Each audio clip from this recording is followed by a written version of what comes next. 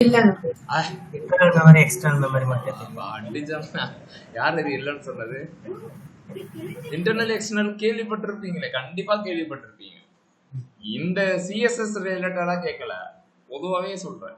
Internal external சரி okay. நம்ம காலேஜ்ல வைவாக்குனா வருவாங்கல்ல, வெளியில இருந்து காலேஜ் ஸ்டாஃப்ஸ் எல்லாம் வந்து உட்காந்துட்டு அவங்க டேபிள் முன்னாடி சிம்பிள் டர்ம்ஸ்ல கேக்குறீங்களா? தெரியுமா? இல்லைங்க, நான் ஒரு எக்ஸாம்பிளுக்கு சொல்ல வரேன். ஓகேங்களா? சரி, உங்களுக்கு அது இன்டர்னல் எக்ஸ்டர்னல் அப்படின்ற ஒரு வார்த்தை இல்லைன்னே வச்சுக்கோங்க. இங்கிலீஷ்ல அந்த மாதிரி வார்த்தையே இல்லைன்னு வச்சுக்கோங்க. இப்போ ஃபர்ஸ்ட் டைமா வெங்கடண்ணா உங்களுக்கு சொல்றதா ஞாபகம் வச்சுக்கோங்க.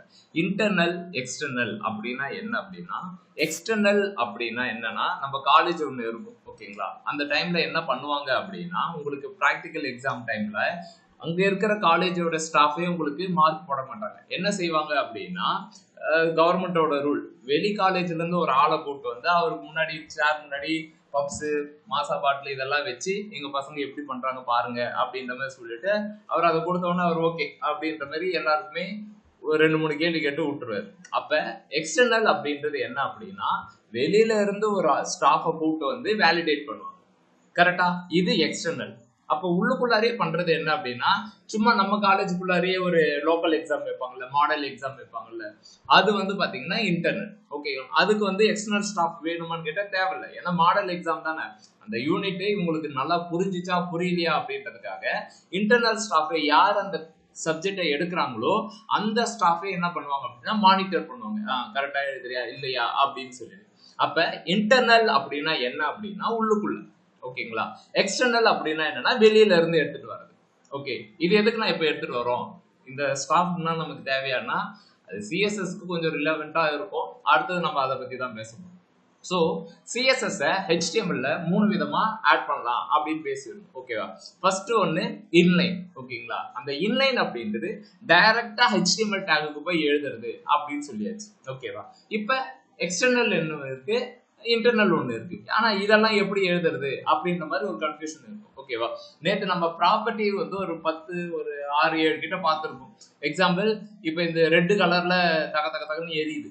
ஓகேவா? இது என்ன ப்ராப்பர்ட்டி யூஸ் பண்ணதால இந்த மாதிரி வந்துச்சு? பிரகாஷ்,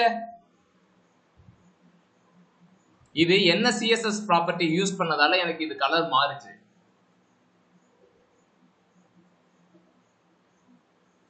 பிரகாஷ், ஹலோ. அண்ணா ஃபாண்ட் கலர்னா கலர் ப்ராப்பர்ட்டி. ஓகே சரி, இதனுடைய கலர் இது சேஞ்ச் ஆனதுக்கு கண்டென்ட் புரியல நீங்க கேக்குறது. இதுக்கு கலர் வந்து ரெட் கலர்ல இருக்கா, இப்ப இதுக்கு பச்சை கலர்ல இருக்கு. இதுக்கு என்ன சிஎஸ்எஸ் ப்ராப்பர்ட்டி யூஸ் பண்ணிருப்போம்? அதுவும் ஃபாண்ட் கலர் தானா? ஃபாண்ட் கலரா கலரா? கலர். கலர். ஓகேவா? அப்ப ஒரு டெக்ஸ்டோட கலரை சேஞ்ச் பண்றதுக்கு கலர் ப்ராப்பர்ட்டி யூஸ் பண்ணும். சரி, பின்னாடி இந்த மாதிரி பிளாக் கலர்ல இருக்கு, இதுக்கு என்ன ப்ராப்பர்ட்டி யூஸ் பண்ணும்? பேக்ரவுண்ட். பேக்ரவுண்ட் யூஸ் பண்ணும். சூப்பர். சரி, நீ போ. வேற யாரு? தேவா,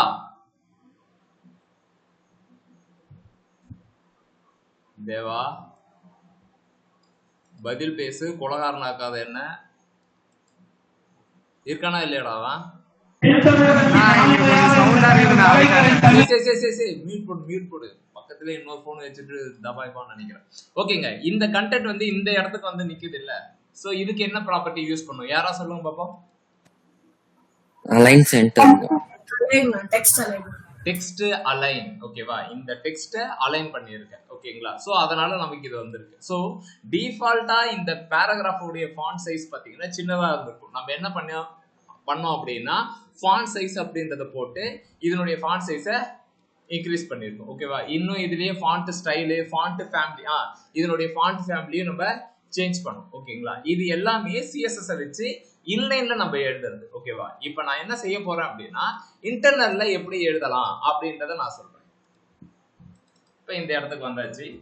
அகைன் இந்த கண்டென்ட் எல்லாத்தையும் ஹைட் பண்ணிட்டு திரும்பவும் கமெண்ட் பண்ணி வச்சிருக்கேன். பாடி டேக் ஒன்று ஓபன் பண்ணிட்டு இன்டர்னல்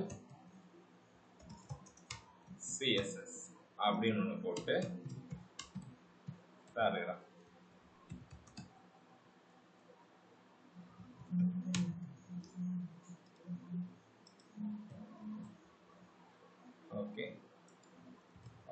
இப்ப பாத்தீங்க அப்படின்னா இது அப்படியே இருக்கட்டும். நான் வேற ஒரு பேஜ்ல ஓபன் பண்றேன். வித் சிஎஸ்எஸ்ல பாக்குற மாதிரி இருக்கு, வித்தவுட் சிஎஸ்எஸ்ல பாக்குற மாதிரி கிடையாது. ஓகேங்களா? ஸோ நம்ம அந்த விஷயத்துக்காக தான் நம்ம இப்போ சிஎஸ்எஸ்கே போறோம். Okay. So first thing is inline அப்படின்றத பார்த்தாச்சு. டேரக்டா அந்தந்த டேகுக்கு போய் உங்களுக்கு என்ன வேணுமோ அதை கொடுத்துக்கலாம் அப்படின்னு சொல்லிட்டு அதுல ஒரு 4-5 ப்ராப்பர்ட்டி பார்த்தோம். இப்போ இன்டர்னல்னா என்ன, உங்களுக்கு ஒரு எக்ஸாம்பிள் சொன்னேன் அப்படின்னா அந்த ஃபைலுக்குள்ளாரியே அந்த காலேஜுக்குள்ளாரியே அப்படின்னா index.html அப்படின்றது ஒரு காலேஜ்னு அசியூம் பண்ணிக்கோங்க. ஸோ நான் என்ன செய்ய போறேன் அப்படின்னா இன்டர்னல் அப்படின்னும் போது வித்தின் அ ஃபைல் அப்படின்றதுக்குள்ளாரியே இந்த ஃபைலுக்குள்ளாரே நம்ம என்ன பண்ண போறோம் அப்படின்னா ஸ்டைலை பத்தி எழுத போறோம். ஓகேவா? அது எப்படின்னா நீங்க இதுக்குள்ளாரே எழுதுவீங்க அப்படின்னா ஓகே, இப்ப இதுக்கு தான் என்ன செய்ய போறோம் அப்படின்னா என்ன விஷயத்துக்கு எழுத போறோம். இங்க இருக்கிற இந்த இது வரைக்கும் இருக்குல்ல, இது வரைக்கும் எத்தனை HTML டேக் இருக்கு கரெக்டா சொல்லுங்க. என்னென்ன HTML டேக் இங்க இருக்கு? டக்கு டக்குன்னு சொல்லு பையா. H1 tag, paragraph tag, H1 paragraph, body tag. வேற எதுவும் தெரியல. Okay, body tag, H1 tag, paragraph tag, 3 HTML tag இருக்கு. ஓகேவா? இதுக்கு இன்டர்னல்ல ஸ்டைல் எழுதுறதுக்கு என்ன செய்யணும் அப்படின்னா எந்த இடத்துல போய் எழுதணும் அப்படின்னா இன்டர்னல் அப்படின்னா within a file head take குள்ள எழுதணும். ஹெட் டேக் குள்ள அப்படின்னு போறோம். ஓகேவா? ஸோ அப்படின்னா இங்க ஹெட் இருக்கா, இந்த இடத்துல நம்ம ஸ்டைல் எழுதணும். எப்படின்னா எழுதுவீங்க அப்படின்னா ஸோ இதுக்கு ஒரு டேக் இருக்கு டைட்டில் அப்படின்னா இது மேல வரணும் அப்படின்னு சொல்லிட்டு அப்ப நான் என்ன எழுத போறேன் அப்படின்னா ஸ்டைல் எழுத போறேன். ஓகே, ஸ்டைல் எழுத போறேன். எதுக்கு எழுத போறேன் அப்படின்னா அகைன் HTML எலமெண்ட்டுக்கு எழுத போறேன். இங்க HTML எலமெண்ட் என்ன இருக்கு அப்படின்னா பாடி டேக் இருக்கு, H1 டேக் இருக்கு, P டேக் இருக்கு. ஸோ பாடி டேக் அப்படின்னு ஒன்று போட்டுட்டு இந்த கர்லி பிரேசஸ் ஓபன் பண்ணி போட்டுக்கணும். அதாவது இந்த பாடி டேக்குக்கு நான் என்னென்னலாம் கொடுக்க போறேன் அப்படின்றத இந்த கர்லி பிரேசஸ்குள்ள சொல்லலாம். எக்ஸாம்பிள் இப்ப நேற்று நம்ம போட்ட மாதிரி பேக்ரவுண்டு அப்படின்னு ஒன்று போட்டு ஆரஞ்சு அப்படின்னு நான் கொடுக்குறேன். இந்த பாடி டேக்குக்கு பேக்ரவுண்டு ஆரஞ்சு. இதை எப்படி நம்ம எழுதுறோம் அப்படின்னா இன்டர்னலா எழுதுறோம். இன்டர்னல் அப்படின்னா என்ன அப்படின்னா ஹெட் டேக்குள்ளார ஸ்டைல் டேக்கை ஓபன் பண்ணிட்டு பாடி இந்த மான் கொம்பு போட்டுக்கணும். ஓகேவா? That means open and close curly braces போட்டுட்டு இந்த பேக்ரவுண்ட் அப்படின்றத கொடுக்கணும். இப்போ போயிட்டு நீங்க ரெஃப்ரெஷ் பண்ணீங்க அப்படின்னா எல்லோ கலர் வந்துடும். ஓகேங்களா? அப்ப இன்டர்னல் சிஎஸ்எஸ் எப்படி ஒர்க் ஆகுது அப்படின்றது நமக்கு தெரியும். ஓகேவா? அப்ப நமக்கு பாடி டேக், இப்ப பேராகிராஃப் டேக் இவனை எடுத்து போடும், பேராகிராஃப் டேக்குக்கு எடுத்து போடும். சரி, ஆனா இன்லைனுக்கும் இன்டர்னலுக்கும் எக்ஸ்டர்னலுக்கும் என்ன டிஃபரன்ஸ்? ஓகேங்களா? உங்களுக்கு ஆல்ரெடி இன்லைன் தெரிஞ்சதால இன்லைனுக்கும் இப்ப நீங்க இன்டர்னல் கத்துக்கிறதால இது ரெண்டுத்துக்குமான டிஃபரன்ஸ் நான் சொல்றேன். ஓகேவா? இன்லைன் அப்படின்றது என்னன்னா நீங்க இந்த இடத்துல போய் ஸ்டைல் டேக் கொடுத்து எழுதுனீங்கன்னு வச்சுக்கோங்களேன். ஸோ அது எப்படி இருக்குன்னா கசகசன்னு இருக்கும். ஐ மீன் ஒரே இதுல எல்லாத்தையும் இப்ப நீங்க பி டேக்கு வந்து ஒரு 4-5 ப்ராப்பர்ட்டி போடுறீங்க. Example colour white, font size P tag தானே 25 பிக்சல் வைக்கிறேன், ஃபாண்ட் ஃபேமிலி ஏதோ ஒன்று வைக்கிறேன். வேற என்ன கொடுக்கலாம்? ஃபாண்ட் சைஸ், ஃபாண்ட் வெயிட், ஓகேவா, போல்டு அப்படின்னு கொடுக்குறேன். ஓகே, இதுவா தெரியணும் அப்படின்னு. வேற என்ன தெரியும் நமக்கு? Colour, text line. ஓகே, இப்போதைக்கு நான் இவ்வளோ ப்ராப்பர்ட்டி இந்த பேராகிராஃப் கொடுத்துருக்கேன். இது நமக்கு பார்க்கும்போது ஓகேவா HTML எலமெண்ட் தனியா இருக்கு. ஓகேங்களா? CSS தனியா இருக்கு. So easy to understand. ஓகேவா? ஆமா, இதை பார்த்தாலே இது ஸ்டைல் டேக்னு இருக்கு. அதுக்குள்ளார பாடிக்கு பேக்ரவுண்ட் இதை கொடுத்துருக்காங்க, பேராகிராஃப்க்கு இப்படி கொடுத்துருக்காங்க. நீ அடிஷ்னலா ஏதாவது ஆட் பண்ணணும் அப்படின்னா நீ ஜஸ்ட் இதுல நீங்க ஆட் பண்ணிக்கலாம். பட் இதுல அப்படின்னும் போது இது ஒரு லைனா வரும். இப்ப பாருங்களேன், இது இங்க கொடுத்ததையே ஸ்டைல் டேக் ஒன்று போட்டு இப்படி கொடுக்கணும். ஓகேவா? நமக்கு அப்ப இதனுடைய விஷயம் எப்படி இருக்குன்றதே நமக்கு அண்டர்ஸ்டாண்ட் பண்ண முடியாது. அப்ப நம்ம என்ன செய்யறோம் அப்படின்னா இன்டர்னல் மெத்தடுக்கு போறோம். இப்ப பேராகிராஃப்க்கு அது ஒர்க் ஆகுதா அப்படின்னு பார்ப்போமா? அப்பா கேவலமா தான் இருக்கு. சரி, இது கொஞ்சம் பட்டிட்டிங்கிறீங்க பார்த்துட்டு வந்தோம்.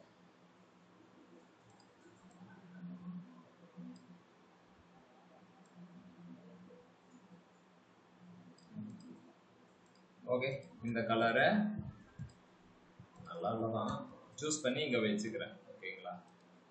ரைட். ஓகே, ஃபாண்ட் கொஞ்சம் சேஞ்ச் ஆயிருக்குன்றதுக்காக நான் இந்த ஃபாண்ட் ஃபேமிலியை சூஸ் பண்ணேன்.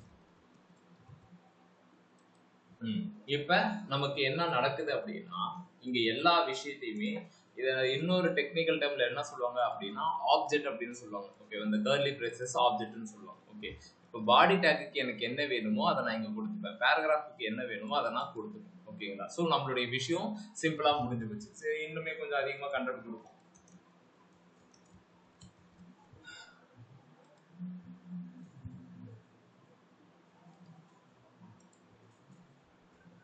இந்த பேராகிராஃப் டேக்குக்கு எனக்கு இந்த எதுவுமே பிடிக்கல,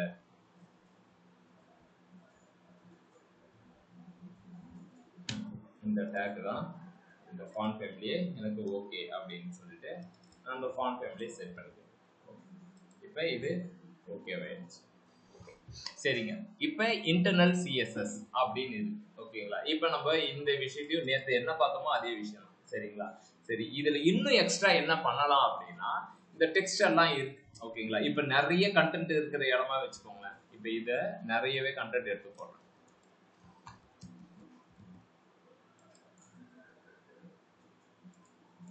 இப்ப இது நிறைய கண்டென்ட் எடுத்து போடவே எனக்கு கொஞ்சம் பார்க்கறதுக்கு கொஞ்சம் ஆக்வர்டு, என்ன சொல்றது, வியர்டா இருக்கு. லைக் இதை பார்க்கவே படிக்கிற மாதிரி எனக்கு தெரியுது.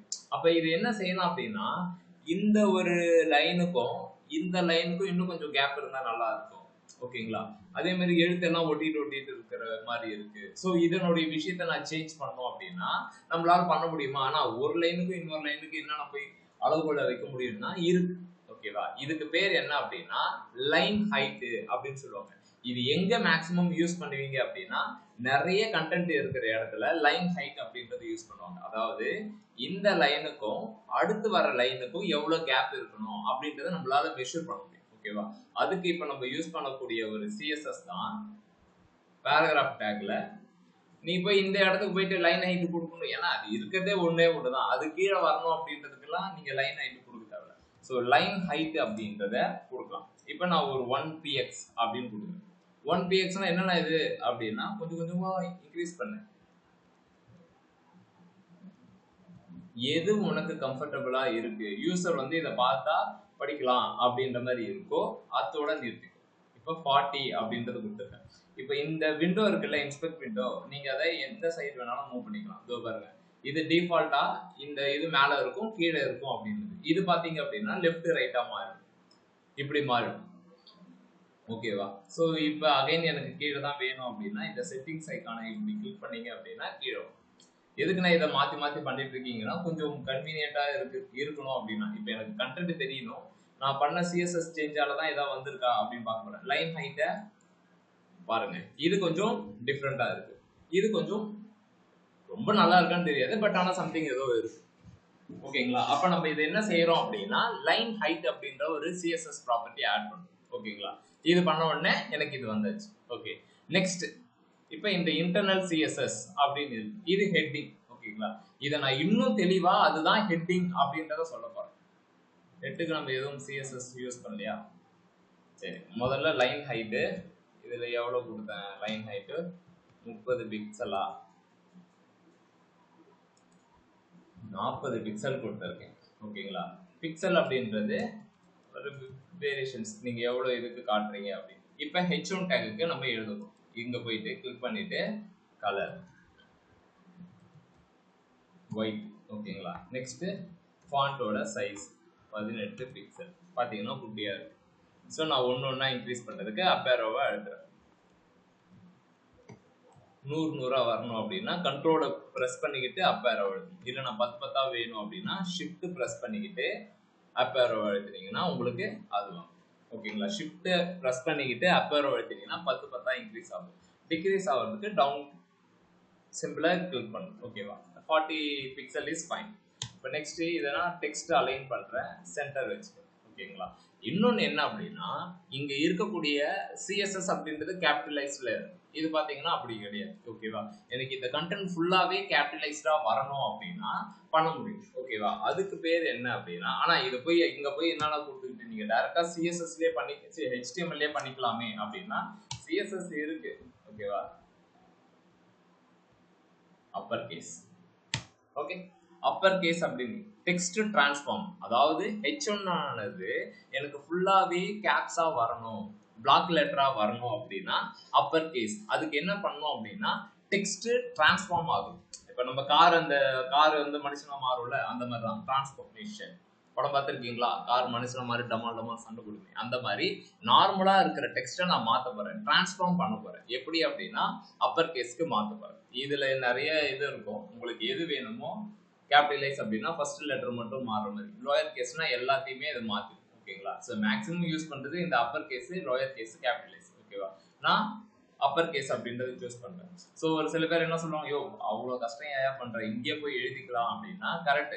இது நம்ம எழுதுற ஸ்டாட்டிக் கண்டென்ட் ஓகே, டேட்டா பேஸ்ல இருந்து ஒரு சில கண்டென்ட்னா வரும், அதையெல்லாம் நான் கேப்ஸ்ல காட்டணும் அப்படின்னும்போது we have to use இந்த மாதிரி CSS ப்ராப்பர்ட்டி தான் யூஸ் பண்ணும். ஓகேவா? தெரிஞ்சு வச்சுக்கோங்க, தப்பு கிடையாது. ஓகே, இப்போ H1க்கு நான் இவ்வளோ விஷயம் எழுதியிருக்கேன். இதை காப்பி பண்ணிட்டு H1 டேக்கை நான் இங்கே இன்னும் டிக்ளேர் பண்ணேன். போயிட்டு H1 டேக்கு உனக்கு இவ்வளோ தரும் அப்படின்னு சொல்லிட்டு நான் இதை எல்லாத்தையும் காப்பி பண்ணி போட்டேன். இப்போ போய் ரெஃப்ரெஷ் பண்ணுறேன், இதை நான் கீழே வச்சுக்கிறேன். இப்போ பார்த்தீங்க அப்படின்னா நம்மளுடைய இடம் இப்படி வந்து. ஓகேங்களா? சரி, இப்போ நெக்ஸ்ட் ஒரு விஷயம் பார்க்க போகிறோம். இந்த கண்டென்ட் இப்படியே இருக்கு, நான் நடுவில் டக்குன்னு ஒரு இதை கிளிக் பண்ணணும் அப்படின்ற மாதிரி நினைக்கிறேன். அப்போ நம்ம என்ன செய்யணும் அப்படின்னா, ஒரு இந்த இடத்துலயே ஏதாவது ஒரு விஷயத்த கிளிக் பண்ணா it's redirect on another page அப்படின்ற மாதிரி கேட்குறேன். அதுக்கு HTML ஏதாவது டேக் நம்ம கொடுத்துருக்காரு முன்னாடி?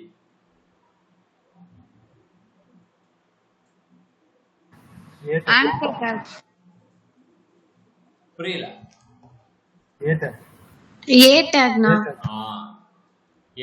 ஓகேங்களா? இப்போ ஏ டேக் அப்படின்றத நீங்க ஏ டேக்கை இது உள்ளார எடுத்துட்டு வந்து போட்டுக்கலாம். ஏ டேக்கை பேராகிராஃப் உள்ளார போட்டுக்கலாம். read more about Dr. APJ Dream Tech அப்படின்னு போடுறது. read more about APJ Dream Tech அப்படின்னு போட்டு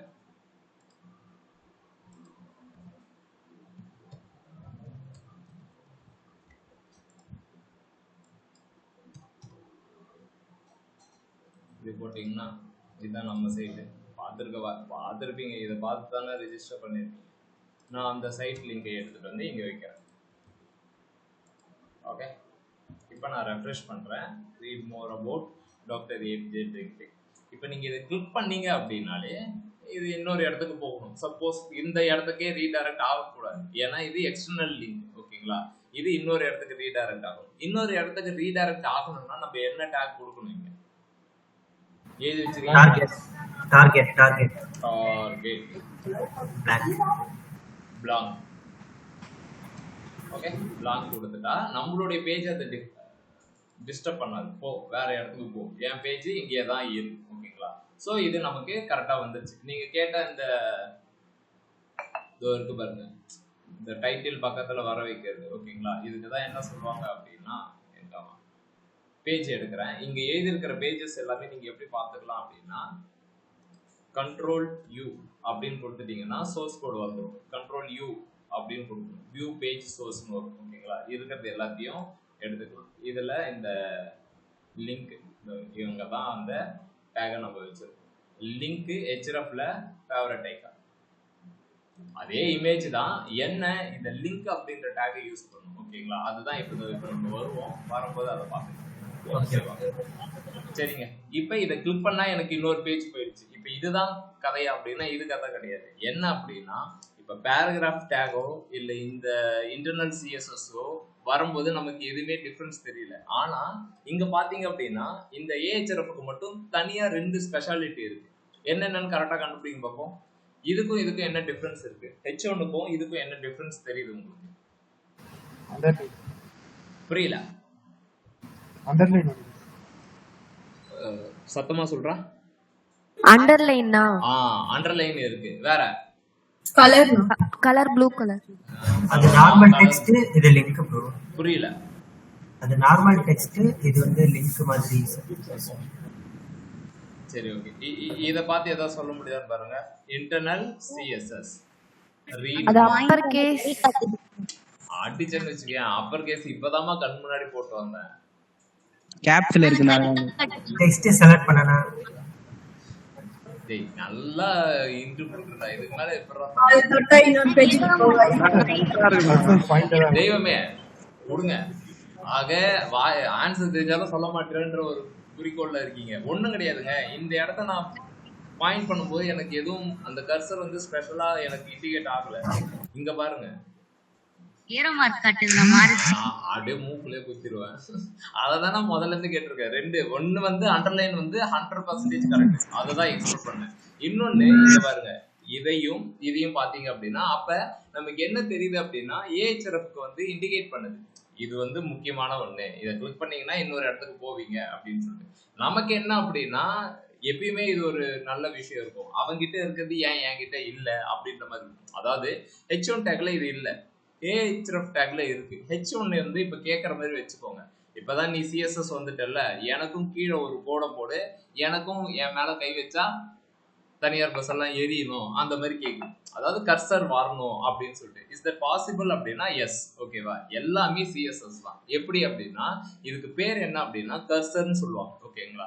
ஸோ இப்போ நான் H1 டேக்கு என்ன பண்ண போறேன் அப்படின்னா நோட்டு பென்னு அந்த டயலாக் யூஸ் பண்ணிக்கோங்க. தயவு செஞ்சு எடுத்து மரம்னு எதாவது எழுதணும்.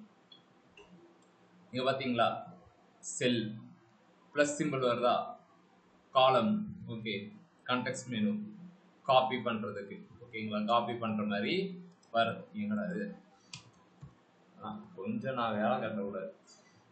இப்ப பாத்தீங்கன்னா ஆல் ஸ்க்ரோல் இப்படி. ஓகேங்களா. அப்ப ஆனா இந்த கை மாதிரி வருது இல்ல, அது பேர் என்ன அப்படின்னா அது பேர் பாயிண்டர்.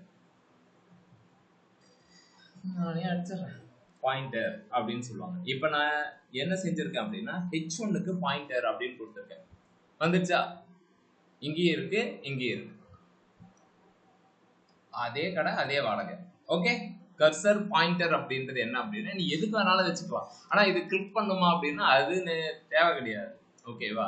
ஸோ இப்போ ஆனால் இப்போ இதை வர வச்சுட்டீங்க, கீழே ஒரு கோடு இருக்குல்ல, அந்த கோடை வர வைக்க முடியுமானா எஸ், டெஃபினெட்லி பண்ண முடியும். ஓகேவா. ஸோ ஃபர்ஸ்ட் என்ன அப்படின்னா இந்த கர்சர் பாயிண்டரை காப்பி பண்ணிட்டு வந்து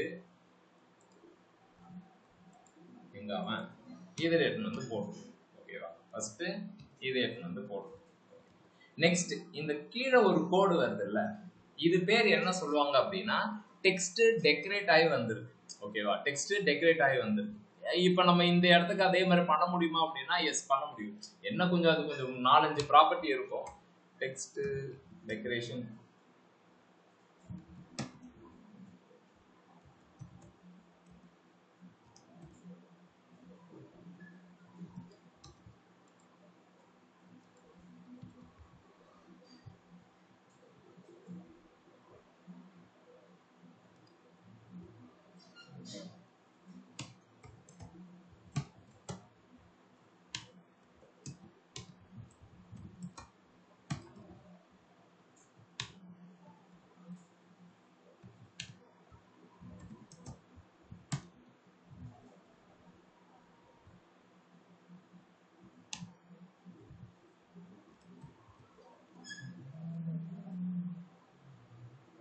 யார் அது மெசேஜ் பண்றது?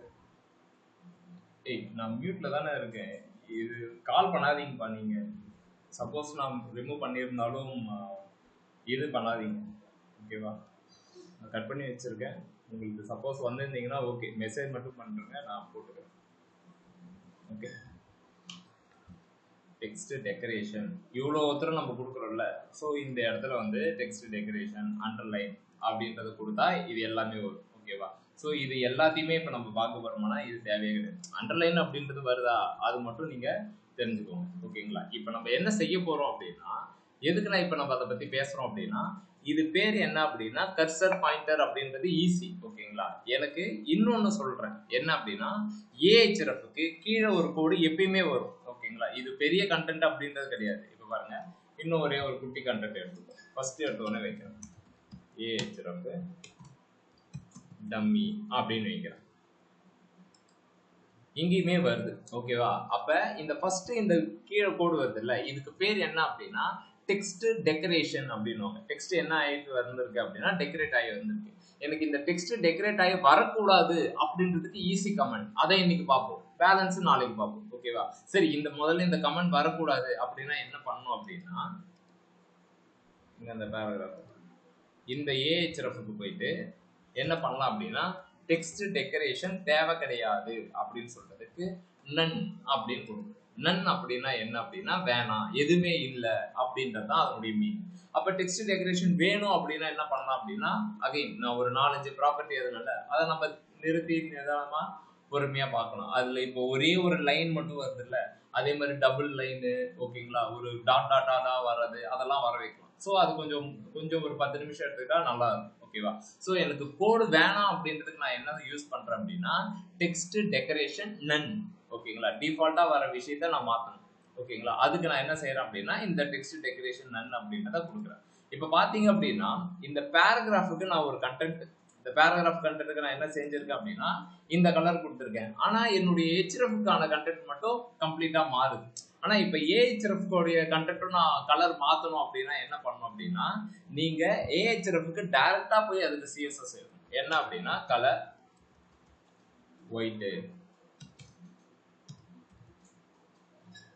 ஒயிட்னு கொடுத்துட்டீங்க அப்படின்னா மாறும். ஓகேவா? பேராகிராஃப் தனி, ஏஹெச்எஃப் தனி. அப்ப நம்ம என்ன செய்யறோம் அப்படின்னா, ஏஹெச்எஃப்க்குன்னே நான் எழுதுறேன். இப்ப நான் 2 ஏஹெச்எஃப்க்கும் நான் என்ன செய்ய போறேன் அப்படின்னா, ஏஹெச்எஃப் எங்கெங்கெல்லாம் இருக்கோ அங்க எல்லாம் டெக்ஸ்ட் டெக்கரேஷன், எனக்கு அந்த கீழே கோடு வர்றது தேவையில்லை.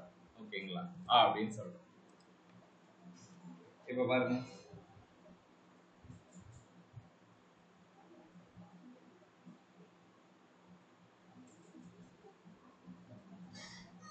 ஓகேவா? ஓகேண்ணா. ஓகே, எனக்கு இப்ப இந்த கர்சர் இருக்கு. ஓகே, கர்சரும் எனக்கு ஐயோ அதெல்லாம் தேவையில்லையா, எனக்கு டிஃபால்ட்டா இருக்கிறதே போதியா அப்படின்னா, ஓகே, ரீடைரக்ஷன் ஆயிடும். என்னன்னா நார்மலா மாறும். ஓகேவா? அப்ப என்னன்னா இங்க பாருங்க, கர்சர் டிஃபால்ட் அப்படின்னா, டிஃபால்ட்டா நம்மளுடைய கர்சர் எப்படி இருக்கும், இப்படிதானே இருக்கும். ஸோ அதுதான் இங்க வரும். ஸோ ஏஹெச்எஃப் நான் இப்ப என்னவா மாத்திட்டேன் அப்படின்னா, நார்மல் பேராகிராஃப் கண்டென்ட் மாதிரியே மாத்திட்டேன். ஓகேங்களா? அதே மாதிரி H1 நான் என்னவா மாத்திட்டேன் அப்படின்னா, ஹெச்எஃப் மாத்திட்டேன். H1 டேக ஹெச்எஃப் இதை கிளிக் பண்ணலாம். இப்ப கீழே கோடு வரணுமே அப்படின்னா, அகைன் ரொம்ப பெரிய விஷயம் இல்ல. டெக்ஸ்ட் டெக்கரேஷன் அண்டர்லைன், ஓகேங்களா, கலர், நீங்க இந்த டெக்ஸ்ட்டுக்கு என்ன கலர் இருக்கோ அந்த கலரே வருது. இதுக்கான கலரை மாத்தலாம், அண்டர்லைன்ன்றத டபுள் ட்ரிபிளா மாத்தலாம், இது எல்லாமே பண்ணலாம். ஓகேங்களா? ஸோ இப்போ நம்மளால என்ன பண்ண முடியுது அப்படின்னா, HTML கொடுக்கக்கூடிய டிஃபால்ட் பிஹேவியரை என்னால CSS வச்சு சேஞ்ச் பண்ண முடியும். த பெஸ்ட் எக்ஸாம்பிள் என்ன அப்படின்னா, பிளாக் கலர்ல வர எல்லா கண்டென்ட்டையுமே கலர் அப்படின்ற ப்ராப்பர்ட்டி வச்சு நான் கலரை சேஞ்ச் பண்ணிக்க முடியுது.